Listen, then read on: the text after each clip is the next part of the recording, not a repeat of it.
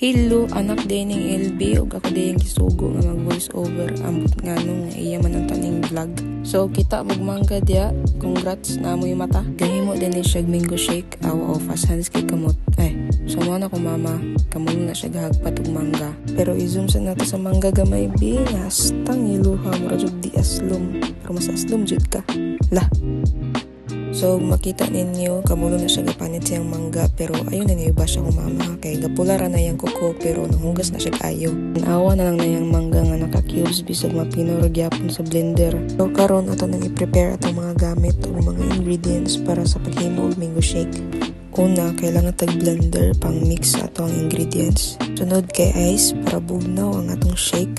Tapos nagamit may og Bear Brand nga birch tree instead of evaporada. Ug syempre dili na mawala tong mangga ug atong honey para pampatamis kay asluman ka.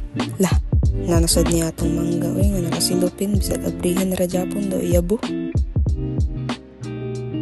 So una nimo ibutang sa blender ang mangga, then but nga nimo tubig. Ikaw na estimate kung unsa kadagan nimo tubig.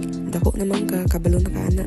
After nimo pag-blend sa mangga, magbutang ka og ice, then blend na sa utro. Kaya din nimo isunod nimo evaporated milk or powdered milk, depende na sa imo kung imong mas ganahan gamiton.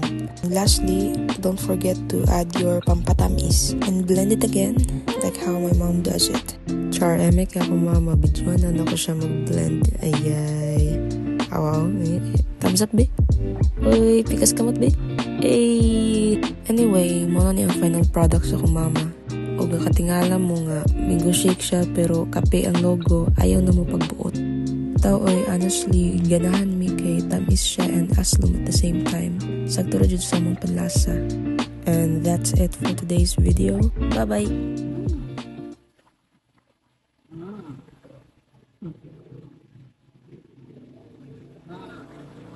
Sarap.